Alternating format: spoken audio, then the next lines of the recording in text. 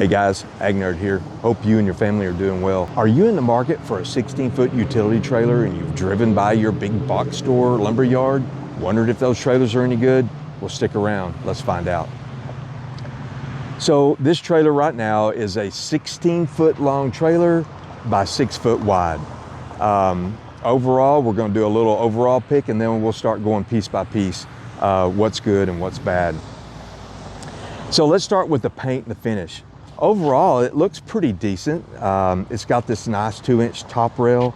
The uprights are kind of thin. They're 2-inch square tubing, but they're 3/16 or smaller. I'd rather see 1/4 inch. Oh man, they've got stake pockets, so I want to commend them on that because it helps tying stuff down. But look, it's not painted thoroughly. You know, you got to watch these guys because these trailers, they pay their workers by the piece, not by the hour. So their incentive is to get as many out as they can.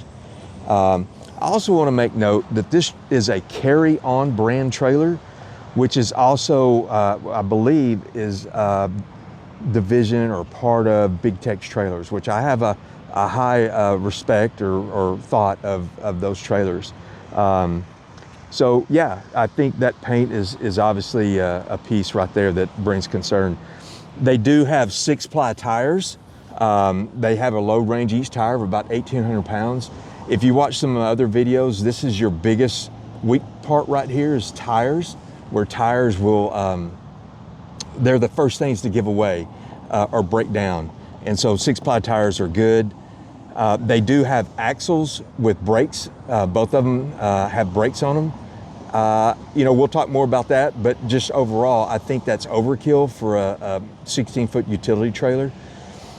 These tandem axles are 3,500 pounds each, which means it should have about a 7,000 load capacity, but they have the trailer rated at 5,000 pounds, 5,350 to be exact. So let's keep going forward.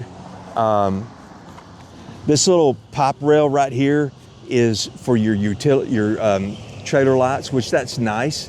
You want to have your trailer lights enclosed, so that's a pro. I would prefer this to be underneath the trailer and not in the cargo area. So that's a con. Once again, more stake pockets, nice running lights. That's good. This top rail has caps on it, makes a nice level of finish. Let's look at the floor. The floor is a treated lumber, so you can't go wrong with that. It's nice to get a utility trailer that's with the treated floor because sometimes they don't and they'll wear out fast. Another thing is this strip that holds the board down is screwed on. So if you were to replace this, that makes it better. Sometimes they're welded and you got to cut it and re-weld it. So that's a good mix on that. The floor is also screwed down every other cross member, so that's good. This is a pro and a con. This 4-inch channel tongue is nice. A 4-inch is heavy duty. That channel is heavy duty. And mind you, this trailer is $4,500. So it's nice to have the 4-inch channel, but for that price, and the tongue stops at the frame. But for that price, I'd like to see it wrap all the way back to the axles. And what it does is, if you have a load, it provides more torsion, so that the trailer won't flex as you go down the road. So I want to talk about the frame. This is well, let's measure it. I think it's 2x3, which it is. It's a 2x3 frame, 3/16 thickness. Cross members are 2x2, 3/16 thickness. At minimum, I'd like to see a 2x3 quarter wall angle, which this is 3/16, and a 2x2 quarter wall thickness, and this is 3/16. So don't know about that frame. So I'd like to talk about the welds. They're not good clean welds. You see all that splatter that's left over, and I don't see good penetration, so there's some cold weld there. So, you know, quality is not great, but it's not bad either. So those are the Welds. All right, so it has good lights. I mean, it has the 2 turn signal lights. It has running lights at the front, but also I like this 3-way light right here. These are LED lights. These are the low end of LED lights. They're not anything special, but yeah, they're adequate and they'll get the job done. Moving up here, you have a 2 5/16 coupler. I think that's overkill. I think most utility trailers are about a 2-inch coupler, a 2-inch hitch. So 2 5/16 is more for your heavy duty trailers, and it's an added expense. Once again, it has brakes on both axles. You have a nice breakaway kit with a 7-way plug. So that's pretty cool right there.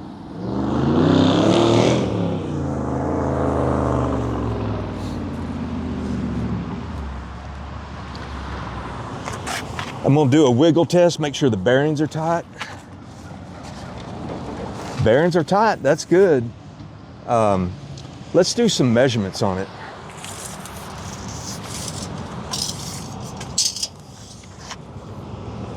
So that's 76 3/8. Let's see if it's the same up there.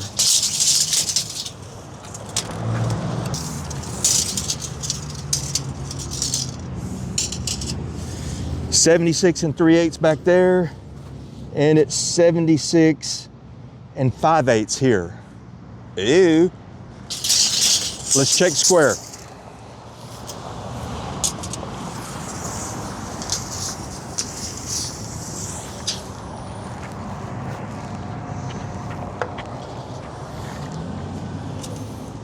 .210 inches there.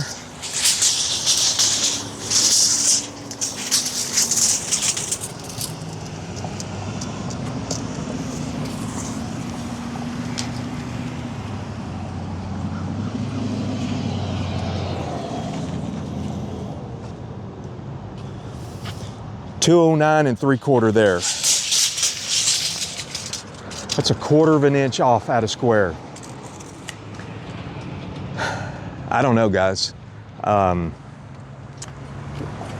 difference in the width and the, being over a 1/4 an inch out of square, I don't know how this thing's gonna pull down the road. So overall, like I said, this is a $4,500 trailer. I'm not gonna say it's a bad trailer. I'm just gonna say you might be getting a better value if you go somewhere else and you get a trailer that's a little bit wider and a trailer that's a little bit more square. I don't think I mentioned it being 6 foot wide is restrictive. 35 to 40 horsepower tractor is about 65 inches wide. This is 72 inches wide. Your tractor will go on there, but it doesn't leave much room for give on each side. Let's go look at this ramp. Just right off the bat, if you look right here, this ramp, it has latches that holds onto it, that holds it in place, and it won't even line up. But let's open it.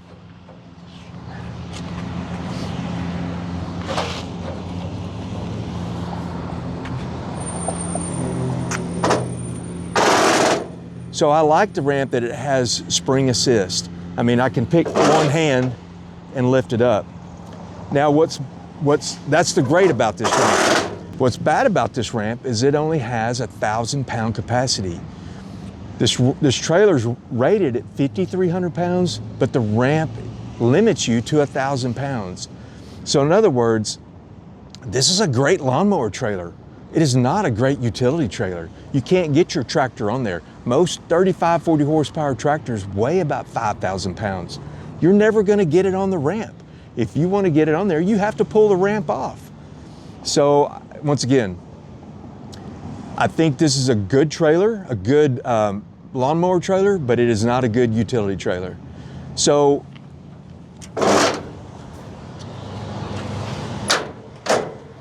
we'll try closing it up here. As you see, it just does not line up.